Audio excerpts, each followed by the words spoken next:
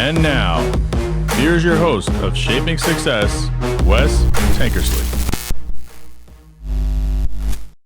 What is up, everyone? Welcome to Shaping Success. I'm your host, Wes Tankersley.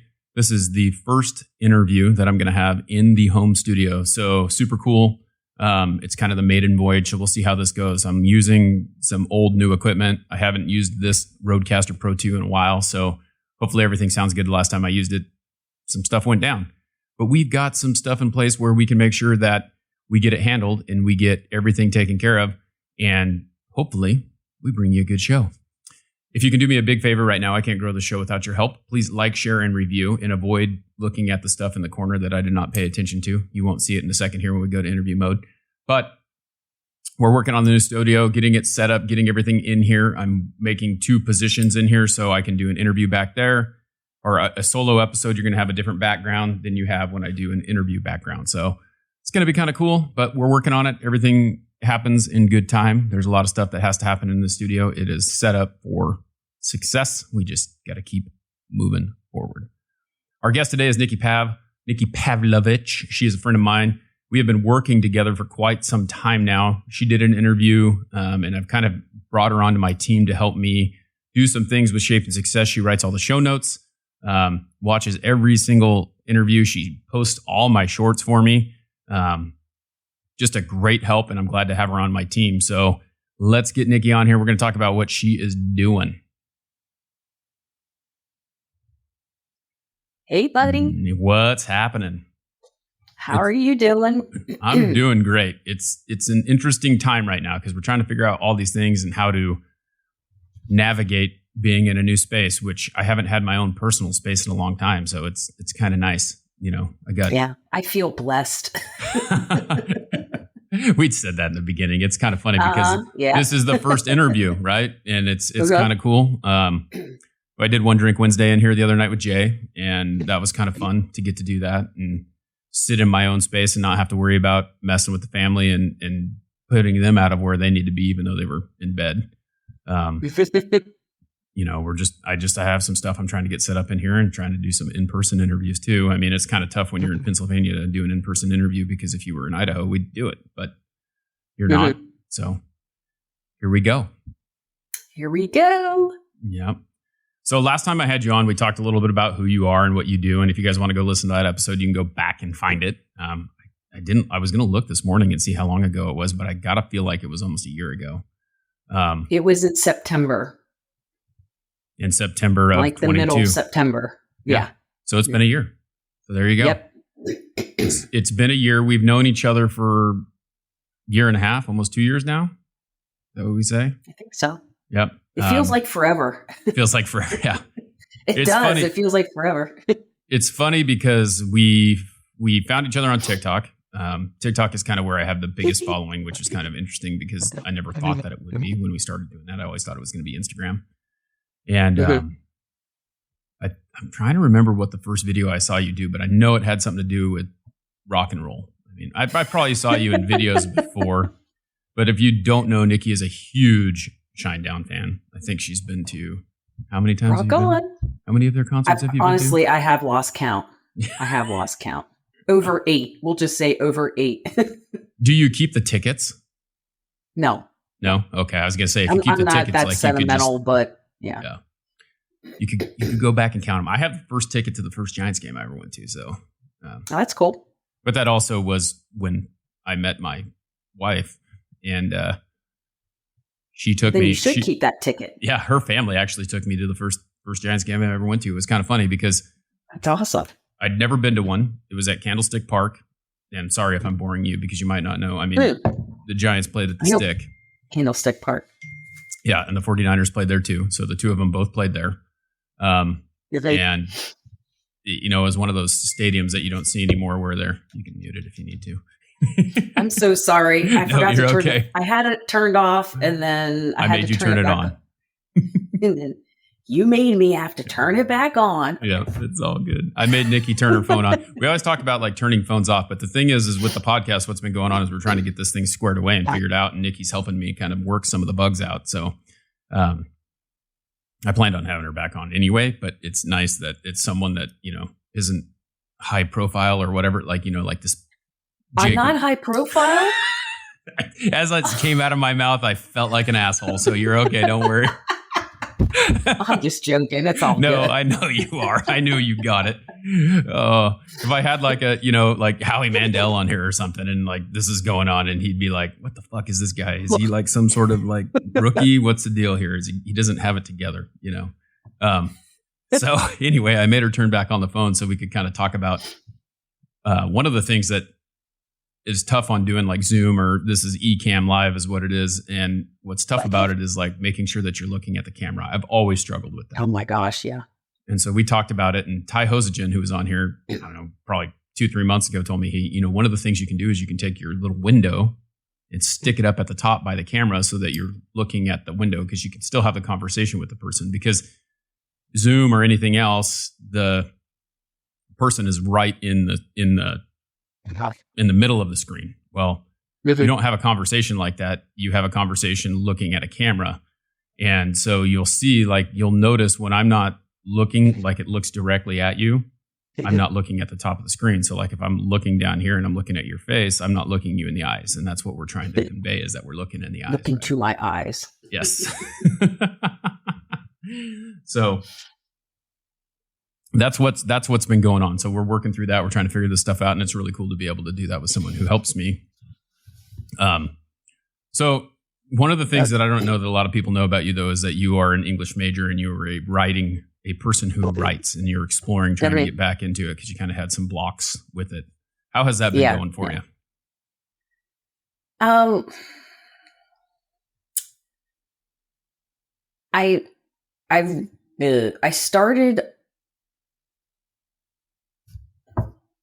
I started back up, and then I was so busy with things that I just stopped again, but I don't think it's because I'm blocked. It's because I'm just so busy with things. So, well, and that's a better thing for you, right? Like that's nice, because it's not because you're, I don't know. I don't want to say avoiding it, because that's not really what it is. It's like just not having that creative juices flowing enough to be able to want to do it, right? That's the problem. Yeah, exactly. Or something is stopping you from doing what you love to do, right? Right.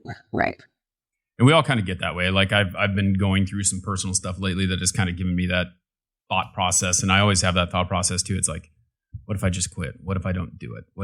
And obviously I'm not going to, because I can't. It's just not in me. But I do think about better that. Not. Yeah, no, I won't. It's funny. I posted a quote yesterday that someone, and I'll pull it up here because I think that it's important that people hear stuff like this. But optimism won't make you successful, but pessimism will ensure that you don't succeed. So, right. For me, what that means is that this is the change that my life has gone through. I feel like I'm making this about me, but it's about us, because I think that this is important to the conversation.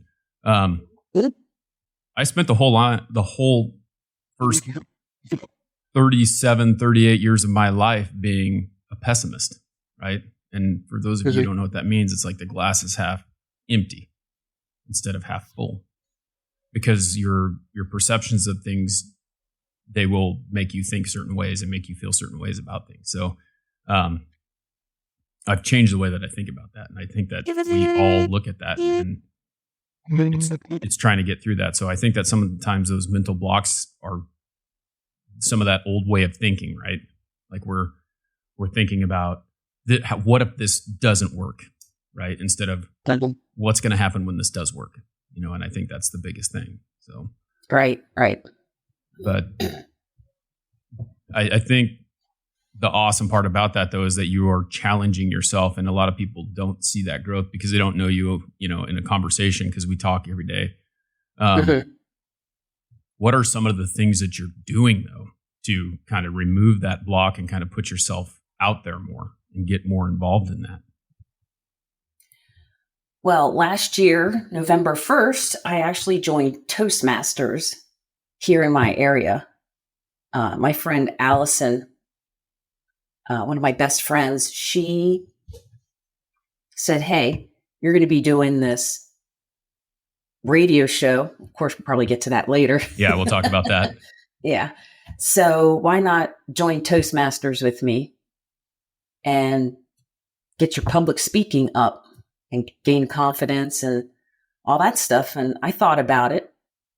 I went to 3 meetings and I liked it. I liked the people there. At first, when I went there, everyone was like dressed up like nicely and like the guys had suits on. This one guy had a full suit on. He's a lawyer. And I'm like, prejudging, I shouldn't do, but I guess we all do it without realizing it. He's a stuffed shirt. He's actually the nicest guy and one of my biggest supporters. He tells me, you did really well in that speech. Here's some tips, like maybe don't say this or do this and so he's great. He's actually one of my favorite people in there. But everyone in there is really great and very supportive. And it's crazy too, because I know that I think that one of the things that a lot of us do, those type of people who are kind of in tune with where they are, like, it's not about you to kind of brag or not, you just kind of think that way. Like, we're not going to brag about things. We're not going to, we're meant to do that stuff. And I think that's a Gen X thing where we just do it. We stick our heads down and we go out and we do it. Yeah. Like, I was building a fence with my little brother yesterday and he's tired as hell because he's put in like 3/4 of it on its own. He's like, dude, I'm out of gas. I'm going to get these to a point where you can just come over and pound them. And I go over there and I had Nolan. I was watching my son, so it was kind of hard to keep him. He's all over the place anyway. But he's like, I'll watch him real quick while you do this. And I go over there and I pound these 5 posts in like 2 minutes. It was super quick. And he's like, show off. And I'm like, yeah, dude, I'm out of gas. I mean, you're out of gas. You've been doing this all, but this is what we do. Like, we just fucking do the work. And so we don't brag about it. Our what happens is kind of like don't know what word I'm looking for right now, but like, it happens because we do the hard work, right? Like, it's the byproduct of our hard work, and we don't need to brag about it. And we don't need to do anything about it. My dad told me once in football, he's like, don't talk about how good you are. Just show people how good you are. Exactly. And so you show up to your first speech, and I remember how nervous you were about doing it, but I knew that you were going to do great, because I think that if anyone prepares, it's you, right? I don't like surprises. Right. Let's just go and see what happens. No. Well, what happened? You were talking about this last night. You're like, should I take this down? I don't want to brag. And it's like, I get it. But what happened? What happened with your first speech? I gave the speech. I think there is another person too. And they give out awards. They give out ribbons for best speech, best table topics, which is an impromptu speech, and best evaluator, the person who evaluates the speech. And I actually won best speaker. And what was really funny about that is I'm an emotional person, and you know that. Oh, yeah. I was very surprised when I got it, and I almost cried. I was like, thank you, just to be funny. I was like, princess wave. Yeah. It's like, thank you. Yep. So, yeah, I was pleasantly surprised and excited. And the funny thing about that is I think that you might have been surprised, but I don't think anyone else was. I have a feeling that no one else was surprised. Like, I was not surprised. Like, listening to you talk about the way that you prepare for stuff is amazing, because I don't prepare for shit. Like, I used to, but I got to the point where I just I felt like it was inauthentic if I prepare, like, so say if I'm going to give like an actual formal speech, I'd probably prepare for it, but I wouldn't read it. Like, I would go through it and I'd read it 1,000 times, and then I would just, off the cuff ramble, because I could do that now. Like, I don't think I could do it before. Okay. Yeah. Well, what I do is I write introduction, because it has to be somewhat organized. Right. Introduction, the body of the speech, and a conclusion. Mm-hmm. And then what I'll do is I'll sit down and I'll just kind of say the speech to myself. And then after a while, I'll actually take my phone and put it on my tripod thingy. Yep. And then I'll, mostly for time, just to check the time, because it has to be, it can be a 5 to 7 minute speech. I think it can be like 6 to 8 and then 8 to 10. Mine are usually 8 to 10, to be quite honest with you. I don't want to be up here, but I'm going to be up here for almost 10 minutes. It's funny because that's not how it works for me. Like, you plan like 9 minutes and always goes like 5. So you have to plan. For me, like I'll have to plan. If it's going to be 5, I got to plan 10 because I'm going to just blow through it. And that's awesome that it takes you a little bit longer because not for me. Like, I'm all done. So that kind of got you out there. You've been in there for, what'd you say, almost a year now, right? Yep. November 1st will be a year. Yeah. And what would you say, how would you say that it's helped you? What's the growth that has come from this? Meeting new people. Getting used to getting up in front of people and talking. And I know that the people there are there to help me. They're very nice. So I'm comfortable around them. Not so comfortable that I'm not going to be nervous to get up there and give a speech, but yeah, I'm comfortable around them. And we were actually, when the pandemic happened, they were still meeting in person. It was the only chapter in the area that was still meeting in person. They would meet at like Denny's or Chi-Chi's or some restaurant in the back. Uh-huh. And now we meet at the one grocery store. They have conference rooms upstairs. So that's where we meet every week.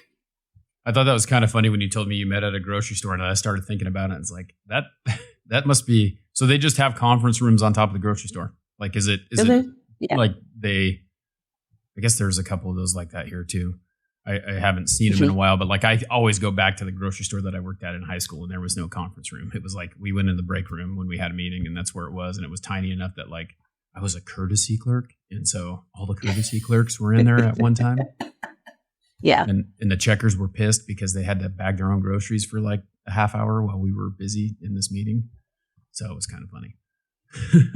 Bag their own groceries. We do that now everywhere. Oh, I know. But back in the day, so what I did when I was in high school, before I worked like in the orchards, like out in the country, like doing crap work, putting up sprinklers and things like that for this farm. But then as soon as I could get, because I grew up in Oregon, but we were right on the Oregon-Idaho border, and my dad worked in Idaho, so we could go to work with my dad when we were like 13 maybe. But Oregon was 15, so like 13 to 15, I was working in Idaho for $4.15 an hour. But if I went to Oregon, I could get $7.25 an hour. So it was like, all right, another $3, you know? All right, yeah. Yeah, so I got there and I got a job at Albertsons as a courtesy clerk, just a grocery bagger. And I did that for all the way through high school. It was kind of nice. I made my truck payment and pretty cool. But nice. It was a little different then than it is now. Like all these grocery stores have these big old areas because COVID has done some things that have changed it. And I don't know how new your grocery store is, but we had one in Middleton that was the same way. Like they have a big old giant area where people can go up and eat lunch and things like that. They make all these nice places for them to sit. So it's not too surprising, I suppose. It is convenient. I can go shopping afterwards. Yeah, just walk if I down. need to. I need some ice cream. Well, here we go. I need some half and half. Oh, I can just pop downstairs again. Yep, it's very nice. Yeah. So you've done some other things too. You've had some, I don't know what you would call it. Like we all have issues, like with working through things. Like I've tried multiple times to find a counselor, which I think is stupid that it's so hard to find one right now. But we had Mark England on the show, and you hopped onto an IG Live. Do you see yourself doing that a year ago? Heck no. I was like, okay, we're going to do this live. Okay. I thought giving a speech was traumatizing. Nope. Well, Mark is a coach, right? He's an unlifted coach. He talks about, we've had him on the show before. Again, you can go check out that episode too. But we talk about like words as a weapon and how we perceive things and how we talk about things and how we work through things. And Mark actually did like a session with you on an IG Live, right? Like, yes. preemptive workup session or whatever to talk to you about the writer's block, because you had some underlying issues with your mom passing away and things like that, that you're working through, and it's helping you to write again, right? Mm-hmm. Yes. So tell us a little bit about that experience, because I feel like I was so proud of watching you go through it, because I think that you kind of opened your eyes to some things that you might be, holding back on. Yeah. So what I explained, like the method, I mean, he already explains it, but what he had me do is he had me, before the session on a Tuesday, over the weekend, he had me write down my story in very descriptive detail. And I've actually written a couple at that point because it just kind of came out. Right. Oops, that's a soft word. I shouldn't use that. Soft talk word. I'm learning that right now. He had me write down my story. And then on the live, he had me read it. And of course, when I read it, I cried, I bawled. It was kind of embarrassing, but I was so busy going through the emotions that I just didn't even think about it. Well, he talks about it like being so powerful because you probably never verbally said what you were thinking, right? You never got it out. That's true. You never said it. You never barfed it out. That's really the way to look at it. Like, it's these emotions that are in your mind that you're just going through, and you're the only person who thinks these emotions. And then you get it out there and you hear yourself say it, right? And then he has you say it slower with breathing in between. And which I need to breathe now. That's the thing, though. Like, he talked about that. He talks about that in everything that he does. Breath is very important for people. And I like how he kind of compared it to like thinking about when you're mad, like you're pissed off. What happens? Like, what do? You're going to get in a fight with someone. You got so mad at someone, you want to fight them. What are you doing? You're clenching your teeth. You're clenching your fist. You're not breathing, right? Right. And you have to have air to survive, and you have to have air to think clearly. So it's almost like opening up your lungs and breathing in more allows you to think a little more clearly about what you're saying and how it makes sense. And then kind of just showed you like where the root of the problem was, right? Yes. And so it sounds like with that, like everything is moving forward, right? Like that's what we're all about, is trying to just keep moving forward. And now you're working through that. So what are you doing now? What did he do after that? Because you got through the story. You realized that maybe you might need a little more help. And what are you doing now? I am working with an Enlifted coach, Justine. She's great. We're actually a pretty great fit. She's a bit of a smart ass like I am. Tells it like it is. I like that. Yeah. And we're working on other things now, not necessarily my mom's death, but we're working on other things, which is good. And we actually have a session next Friday. This coming Friday. Today's Saturday. So This coming Friday, we'll have a session. So yeah, it's going well. It's going well. It's funny. I was just sitting there thinking, yes, it is Saturday. Yeah. Well, and the thing is like you move on from that, right? Now you've addressed that situation. Now you can move on to how it's affecting you in other different ways. And I think that, when we started this, right after we did the interview, we started doing the motivational music hour, which has been kind of on hiatus for a little bit due to someone not having time.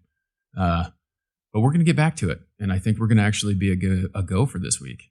It shouldn't be a problem whatsoever. So we should be able to do that. And then I have a space to do it. So I'm not like in the middle of family situation. So, but we started doing this motivational music hour, which I think is really cool because we listen to a lot of the same music. People joke that we share a brain. I feel like I'm probably right brain because I don't have really any creative side. I just know how to run my mouth. So it's kind of nice, but listening to those music and getting that out and kind of helping other people see that music motivates you in a way that moves you. And there's a lot of good songs out there and things like that, you get to listen to. Yeah. I'm discovering new songs too. I was like, I've never heard this before. Where was this? Whenever it came out. So it's great. Yeah. And it's funny because I always, here's the thing. Like there's two go-to for me. Like it seems like anyway, Adelita's Way and New Medicine always have, and then they always team up. And Jake and Rick are releasing music, and Jake's written half the music, and Rick's, and it's all about like lifting you up and like thinking outside the box and being able to move keep saying move forward. It's like it's ingrained in my mind that there is only one way but forward, right? And it's on a shirt. It is on a shirt. If you want one, I know where you can get one. I'm actually thinking about putting him. I had to think about it this morning. I thought about like seeing if I could get that logo on the sweatshirt. So we may be doing that too. I need to move out the sweatshirts that I have. I have a few in there. So we'll see if we can do that. Get those rotated out of there and start again. But yeah, I mean, that's the thing. Like never know that Jake just put out. It's like, what would have happened if I quit? What would have happened if I didn't move forward, right? If I would have just called it a day. He could have been painting houses. He could have been a pumpkin farmer. And that's kind of the thing that I like about that. So we do that every Wednesday. Nikki and I do. We co-host it. We were doing it on Station Head, and we were actually using Station Head to play the music, but we've started doing it as a TikTok Live because Station Head's kind of a tough to get people to. It's like, let's get someone to another platform, right? Right. And we're able to get them on TikTok a little bit. It's not every Wednesday, because Wednesday is when I have my Toastmasters. It's every other Wednesday. So Nikki had Toastmaster last week. So when this comes out, it's probably going to be a Toastmasters week is what I'm thinking. So we'll see. Okay. We'll see how that goes. But you guys will know when to find us. It's every other Wednesday. And if you're not sure, you can DM one of us and we will make it happen. We'll let you know. Yep. But on top of that, there's some other things. Like I said, Nikki's been writing my show notes. She's been doing a lot of like posting for me on YouTube. So every short that comes out, she goes in there, she posts, she's creating a little description for the shorts. And then she writes all the big descriptions for the episodes on the podcast. And that's been great. Have you enjoyed doing that? Is that something that is fun, or do you just feel like I'm a demanding person and I'm like pushing you around? Crack that whip. No. No, I love it. It helped me get back into writing. So, and that's what made me realize, I haven't really wrote anything creatively.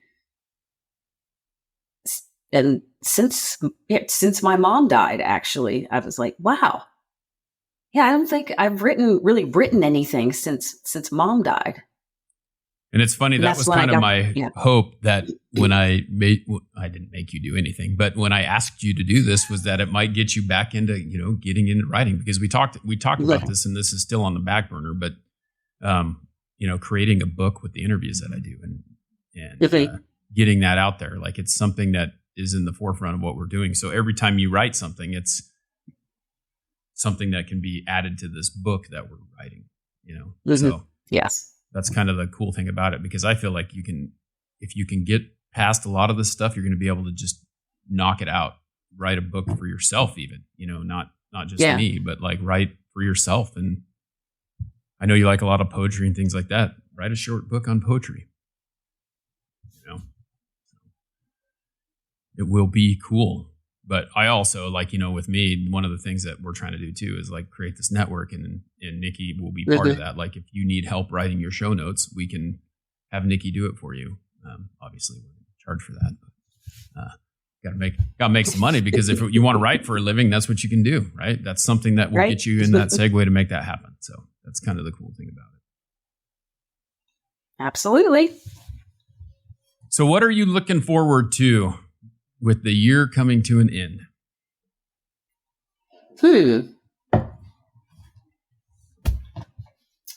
There's an on-the-spot question right there for you. Yes, I was like, let me think. I'm looking forward to getting out there more with learning more from Toastmasters, learning more from you and from our network and the episodes.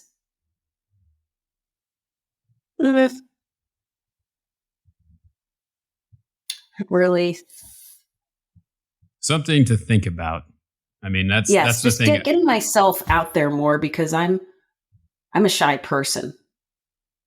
So I think that being one on of the camera is a little weird for me. You're not as nervous this time as you were the last time. So that's the thing. That's the thing. That's like true. as you do it, as you continue to do it, it's like with TikTok, you post a video, you post another one, and you're going to continue to just keep going and keep pushing and keep making more happen. So that's true. At first I was just sitting there, maybe reacting to something, and now I'm brooming air guitar and drums. Yep. It's a pretty fun thing, and the reason why I want to have you back on is so that we could talk about like where you are, what you're doing, how you're working on it, because I think that there's a lot of people who are working through things. You know, like I said, I'm working through things myself, and people see it a little bit more from me because they know that, you know, here I am. I'm talking on this. I put myself on this platform. I put myself out there, and you're learning to do that. In COVID and life in general is more about sitting at home and not getting out there and not meeting people. It's like, I don't date, but like if I had to get back into the dating pool, I couldn't do it. I'm not doing it because I don't want to get on freaking, what's that app? You know, like all these dating apps where that's how you'd make a judgment on someone based on the way that they look on you don't even talk. Right. How do you match with someone if you just look at the way that they look? That's not really. And is it even really their picture? That's the thing. Okay. So you look at pictures on any social media. It's the most flattering picture of someone. You don't see them at their worst. And if you can't accept them at their worst, how can you accept them at their best? Because 90% of the time they're at their worst. You know? I will say that guys cannot take a selfie to save their lives. You'll see like half of their face, or they'll have glasses on and a hat. And no, that's not shady at all. The thing is though, is that like, it's because that's not, I don't know. I don't think that's, I want to look someone in the face. Right. I want to know who they really are. I want look to have into my eyes. Yeah, exactly. I want to be able to have a conversation with them. This is not like, we were talking on a live yesterday about how the people who support you, like more people support me from social media than do in my actual life, which is really cool. But, and I feel like I know you, but I've never met you, right? Like I know. Right. Isn't that weird? It is That's weird. So weird. Yeah. But the most supportive people that I have are from TikTok, you know, and from like Instagram. Like my very best friend, Jay, I met on Instagram. And just luckily enough, like I like Arizona. I like to golf. I've gone down there a couple of times and I've met with him and we've, you know, I've sat in his house and we've done a podcast, and it's just super cool that can happen. But there also has to be kind of some of that, you know, in-person stuff. So it's kind of hard to get out of that now, though, when you can just look on your phone and do that. But yeah, that's true. It's crazy. Like I listen to some people, like I've seen, like you watching YouTube shorts, and there's this gal, Pearl is her name. And she's like ultra, it's kind of weird because there's like these both sides of this thing, right? Like there's women trying to be men trying to be women. There's women that are really trying to like show their dominance in the situation. There's men who are just, you know, there are men who are that way too, but they're trying to disprove that a manly man is not what you want, you know, and then they're talking about the perfect ideal male and how they are. And I'm sure it goes the other way too, but this persona that this is what it is. And most women want to date a guy who's like over 6 foot tall, who has got lots of money, who is blah, blah, blah, blah, blah. So when you're looking at this on your phone app, and that's the first thing you're looking, 6'3", nope. 6'3", nope. 6'3", nope. It's 5'11", nope. Swiping all this, just looking for the perfect thing. You've diluted it down to a very small percentage of people and population in the world, and you're setting your standards so high that you're never going to be able to find that. When maybe that guy who's 5'11" might be all right. Maybe that guy who's 5'5" has a really good personality, but you instantly dismissed him because you're looking at something that shouldn't be what it is. Well, that's an interesting story. 'Cause my best friend was looking for that, someone who was taller than she was and this and that. And then you grow up and she decided to expand her horizons in her thinking. And her husband now is a little shorter than she is. And, there's some other traits. And they've been married a little over a year. Yeah. So you got to focus on the stuff that matters and not the physical stuff that doesn't matter. I know. And it's very rare. Like if you start thinking about the things that are important to you in a physical attraction, right? Because that's where it starts out is you see someone and then you go talk to them and then you find out the truth about who they really are after you talk to them. But if you don't take that chance to make that conversation, you may never know. And there is no perfect 10. I mean, you could say that that's what it is, but like, oh, maybe their teeth aren't straight, or maybe one of their eyes is in the wrong spot, or they got moles. I mean, like I hear, I don't know, Yeah, that's the thing. Like it's never going to happen. And to put this perfection pedestal up, I think that's really tough. But I think that that's what this online thing has created. Because, like you said, men can't take selfies, and if they can, then it's a little suspect because if they're that good at taking a selfie, then they've spent too much time taking a selfie, in my opinion. But you see them, like it's like I watch like one of my family members always does pictures, and every time they do the picture, they got the little duck lips, and you're like, I can't stand that. Why do you think that's I can't stand that. I know. But I feel like women probably spend much more time taking those selfies than men, and that might just be me calling that out. But that's why I think personally, from my standpoint, I'm not good at taking selfies. They're always like, I can't take a selfie either, to be honest with you. Yeah. But I feel like these influencers are taking them. They're like, they got their camera on a tripod and they're setting a timer, and then they're over there and they're just doing like, they got a light and all this. Yep. Yeah. I picture Zoolander. Yes. Blue steel. Yeah. Right. But it's good that you're getting out there, because I think that that's really important. I think that we've lost that communication skill, and you work from home too, right? Like, so it's not like you're going into an office and you get to go out and verbally conversate with people. I love my job because I walk into a house and I have a different conversation with a different person every day, 4 times a day, typically, so it's kind of nice to be able to do that. Yeah. All right. Well, we have an update on Nikki Pav. We know what's going on with Nikki. If you guys are interested in show notes for your podcast, if you're listening to a podcast, you should hit me up and I'll get you hooked up with Nikki, and maybe she'd be willing to do it for you.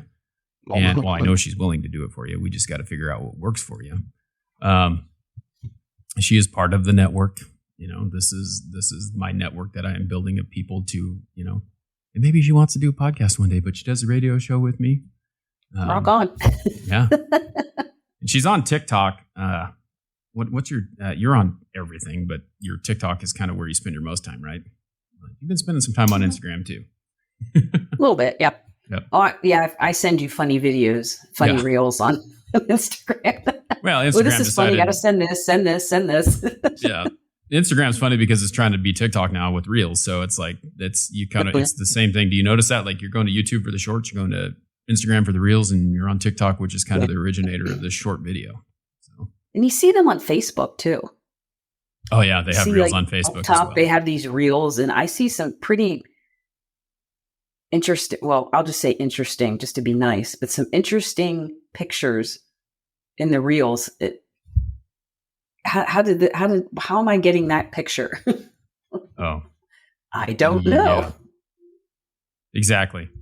I mean, you feel like, as a guy, it feels like you've been looking at porn on Facebook. Honestly, like that's what I get. Like, it's like every a big booty, and I'm like, why am I looking at that? I don't need.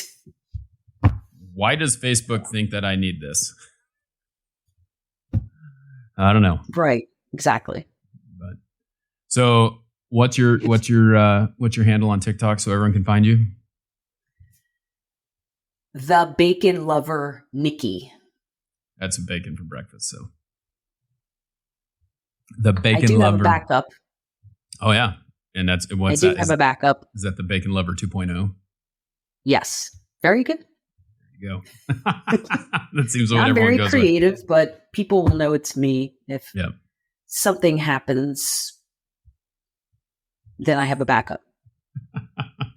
There's so many people. This guy that I follow, Big Jim, is like on Big Jim like 9.0 or something like that. It's like he says a lot of controversial stuff, and that's gets you banned pretty quick. But it's pretty fun. Oh yeah.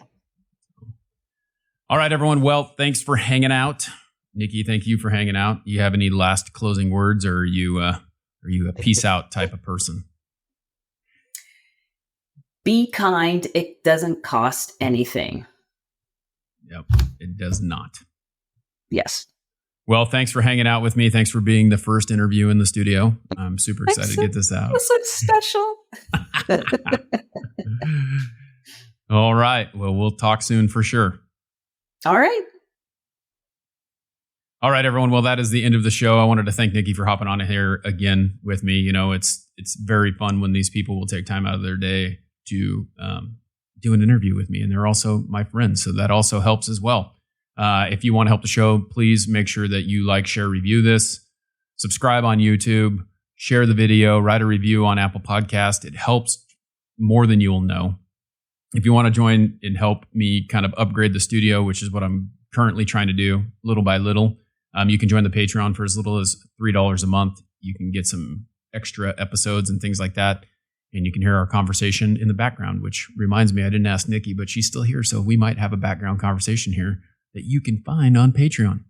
So until next time, I challenge you to find the shape of your success.